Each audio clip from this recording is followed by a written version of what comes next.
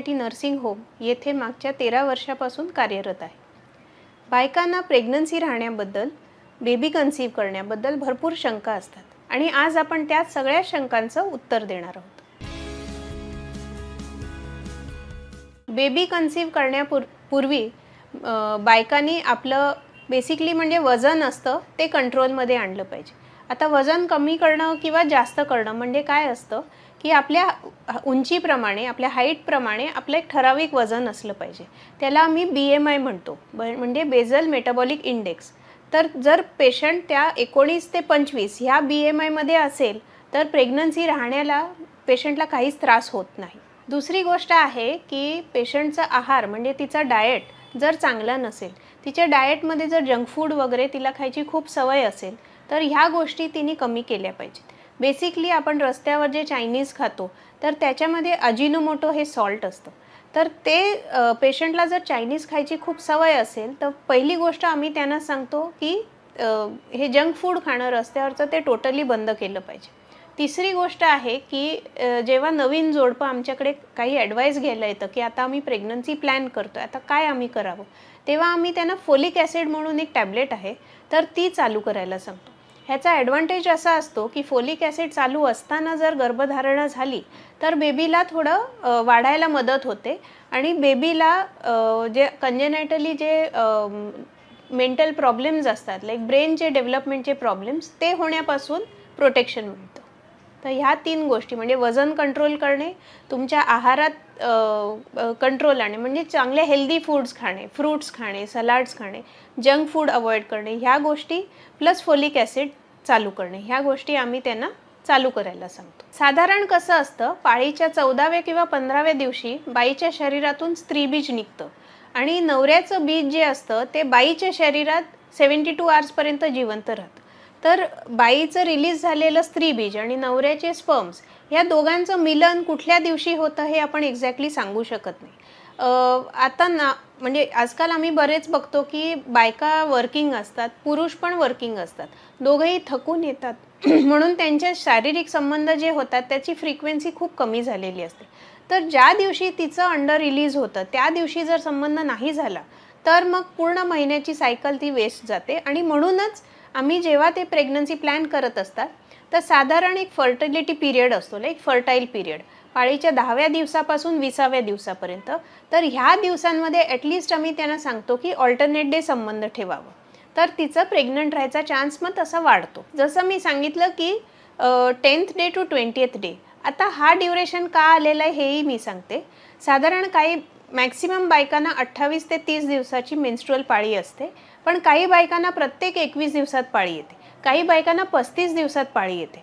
म्हणून ॲव्हरेज आम्ही असं करून 10व्या दिवसापासून 20वा दिवस हे असं आम्ही त्यांना संबंध ठेवायला सांगतो. गर्भनिरोधक गोळ्या ज्या असतात तर त्याचा असा लॉंग टर्म इफेक्ट काहीच नसतो, साधारण त्या महिन्याभराचाच इफेक्ट असतो. एकदा त्या गोळ्या संपून पुढची पाळी आली की त्याच्या अगदी नेक्स्ट डेपासून पण ती प्रेग्नन्सी प्लॅन करू शकते. लोकांनी पसरवलेल्या गोष्टी आहेत. सायंटिफिक एव्हिडन्समध्ये कुठेच असं नाही आहे की जर पेशंट गर्भनिरोधक गोळ्या घेत असेल तर त्याचा नेक्स्ट फ्युचर प्रेग्नन्सीवर काही इफेक्ट होईल असं कुठेच नाही. योग्य वय म्हणजे आम्ही साधारण 24 वर्षापासून जर पेशंट प्लॅन करत असेल तर आम्ही that is the best age 24 to 30. पण आजकालच्या जगात आम्ही असं बघतोय की मुली स्वतःचं शिक्षण आणि करिअर ह्याच्याकडे खूप फोकस करतात. सो आम्ही असं बघण्यात येतं की 28, 29, कधी 32पर्यंत लग्नच होत नाही. So whenever they get married, जर वय जास्त असेल, 30च्या वर असेल, तर आम्ही त्यांना ॲडवाईस करतो की प्रेग्नन्सी लग्नानंतर जास्त डिले नाही करायची, लवकरात लवकर तुम्ही कन्सीव्ह झालं तर बरं आहे. साधारण 30 या एजनंतर जर प्रेग्नन्सी राहिली तर पेशंटला डिलिव्हरीमध्ये ब्लड प्रेशर वाढायचा चान्स असतो, डायबिटीज वाढायचा चान्स असतो. दुसरं म्हणजे 30-35 हे एज असं आहे की त्याच्यानंतर राहिलेली प्रेग्नन्सीमध्ये कंजेनायटल अनॉमलीज म्हणजे बेबी जेव्हा पोटात असतं तेव्हाच त्याच्यात काहीतरी ॲबनॉर्मॅलिटी बनायचे चान्सेस थोडेसे जास्त असतात. म्हणजे 25 वर्षाची मुलगी असेल आणि 35 वर्षाची मुलगी, तर त्या 35 वर्षाच्या मुलीमध्ये तो चान्स थोडा वाढतो, म्हणजे ऑलमोस्ट डबल झाल्यासारखा असतो. जसं मी आधी सांगितलं, साधारण 15व्या दिवशी बाईच्या अंडाशयातून अंड निघतं आणि त्याच्याबरोबर 15 दिवसांनी पाळी येते.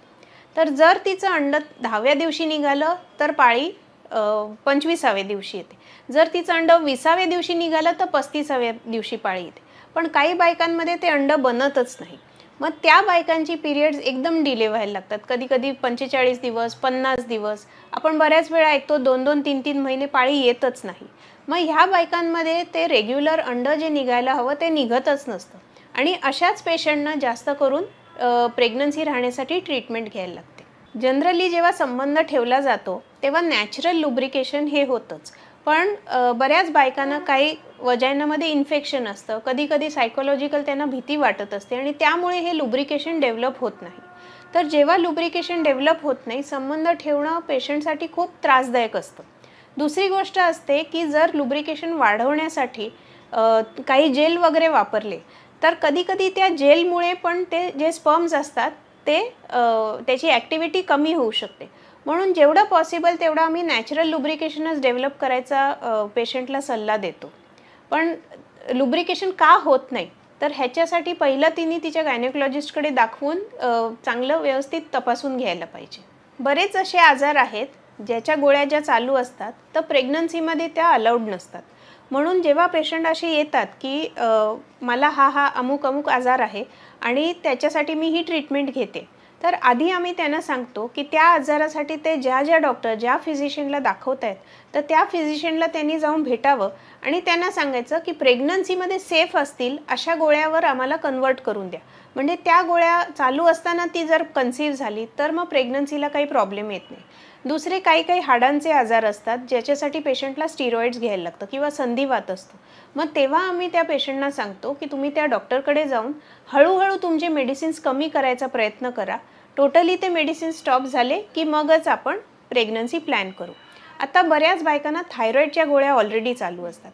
तर थायरॉईडची गोळी चालू असताना जर प्रेग्नन्सी राहिली तर पेशंटला काहीच प्रॉब्लेम होत नाही. बऱ्याच बायका काय करतात की गोळ्या चालू आहेत, मग त्यांना कळतं की प्रेग्नन्सी आणि मग गोळ्या ते बंद करतात. तर ही फार चुकीची गोष्ट आहे. ऑलरेडी तुम्ही जर थायरॉईडची गोळी घेत असाल आणि त्यात जर प्रेग्नन्सी राहिली तर ती अजिबात बंद नाही करायची. ती कंटिन्यू करत असतानाच तुम्ही डॉक्टरला जाऊन भेटलं पाहिजे. म्हणजे डॉक्टर त्या पद्धतीने ते गोळ्या ॲडजस्ट करून देतात. स्पेसिफिक आजार जर सांगायचे म्हणजे एक तर त्याच्यात डायबिटीज आहे. तर डायबिटीजच्या ओरल मेडिसिन्स ज्या दिल्या जातात तर त्या ओरल मेडिसिन्स काही अशा आहेत ज्या प्रेग्नन्सीमध्ये अजिबात चालत नाही. म्हणजे त्या चालू असतील तर आम्हाला कधी ती प्रेग्नन्सी अबॉर्ट करायला लागते. दुसरं आहे की जर तुम्हाला एक वेगळ्या प्रकारचा थायरॉईड आहे ज्याच्यात वजन कमी होतं, त्याला हायपर थायरॉइडिझम म्हणतो.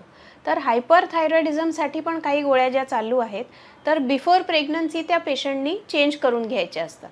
तर ह्या 2 गोष्टी आहेत.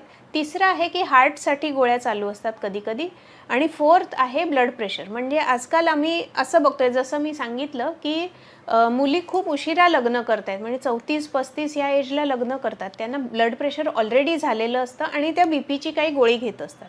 तर काही ठराविक असे मेडिसिन्स आहेत जी गोळी चालू असेल तर ते बेबीला ॲबनॉर्मल करून टाकतं. म्हणून ते प्रेग्नन्सीज आम्हाला अबॉर्ट करायला लागतात. म्हणून पेशंट जर आधीच सावध राहून म्हणजे आधी डॉक्टरचा सल्ला व्यवस्थित घेऊन मगच प्रेग्नन्सी प्लॅन केली तर इट इज ऑलवेज बेनिफिशियल. पहिल्या मिसकॅरेजचा नेक्स्ट प्रेग्नन्सीवर फारच कमी वेळा असं इफेक्ट होतो. म्हणजे 100पैकी तुम्ही म्हणू शकता की ओन्ली 5% चान्स असेल की जर एक मिसकॅरेज झालं तर नेक्स्ट पण मिसकॅरेज होईल. आणि ते मिसकॅरेज म्हणजे रिपीटेड मिसकॅरेज व्हायचे जी कारणं असतात ती मेनली अशी असतात की काही जेनेटिक प्रॉब्लेम असू शकतो. म्हणजे आई किंवा बाबा दोघांच्या जीन्समध्ये काही प्रॉब्लेम असू शकतो. दुसरं की मदरच्या म्हणजे पेशंट जी आहे आई तर तिच्या ब्लडमध्ये काही असे इन्फेक्शन्स असू शकतात, अँटीबॉडीज असू शकतात ज्याच्यामुळे सारखी बेबीज मिसकॅरी होऊ शकतात. म्हणून जर असे कॉमनली असे पेशंट असतील की ज्यांना एक मिसकॅरेज झाले तर पुढचं पण बाळ असं मिसकॅरी होईल ह्याची म्हणजे असं गरज नाही की ते परत झालं पाहिजे. स्मोकिंग आणि ड्रिंकिंग हे जनरली लाईफस्टाईलसाठी खूपच वाईट आहे. पण स्पेशली प्रेग्नन्सीचा त्याच्यावर कसा इफेक्ट होतो की जर पेशंट स्मोकिंग करत असते आणि स्मोकिंगपेक्षा टोबॅको च्युईंग किंवा स्मोकिंग म्हणजे कुठल्याही रीतीने जर निकोटीन तिच्या शरीरात जात असेल तर त्याचा प्रॉब्लेम असा होतो की बेबीचं डोकं ब्रेन जे म्हणतो तर ते थोडंसं अफेक्ट होतं. म्हणजे ह्या बेबीचा IQ जो असतो ना तो थोडासा कमी असतो. नॉर्मली जी बाळं असतात ज्यांचे मदर स्मोकिंग ड्रिंकिंग करत नसतील तर ते जेवढे हुशार होतील त्यांच्यापेक्षा ह्या बाळांची हुशारी थोडी कमी असते. दुसरं म्हणजे ह्या पेशंटला डिलिव्हरीच्या वेळी किंवा प्रेग्नन्सीमध्ये 7व्या 8व्या 9व्या महिन्यात BP तिचा वाढायचा चान्स खूप जास्त असतो. अल्कोहोलच्या बाबतीत तर असे डेफिनेट एव्हिडन्सेस आहेत, सायंटिफिक एव्हिडन्सेस, की त्या बेबीला मेंटल रिटार्डेशन होतं. म्हणजे त्यांचं डिलिव्हरी झाल्यावर तुम्हाला बेबीच दिसतं की त्याचा डोक्याचा भागच छोटा असतो. तर मेंटल रिटार्डेशन हे अल्कोहोलिक मदर्समध्ये खूप कॉमनली बघितलं जातं. कमी वजन वाढवणं हे फारच डिफिकल्ट आहे, पण त्याचा विशेष इफेक्ट होत नाही. जास्त वजन असेल तर ते डेफिनेटली कमी केलं पाहिजे. आता जास्त वजन म्हणजे फॉर इंडियन बायकांमध्ये आपण एक अंदाजे 70-75 हे मॅक्सिमम वजन बघूया.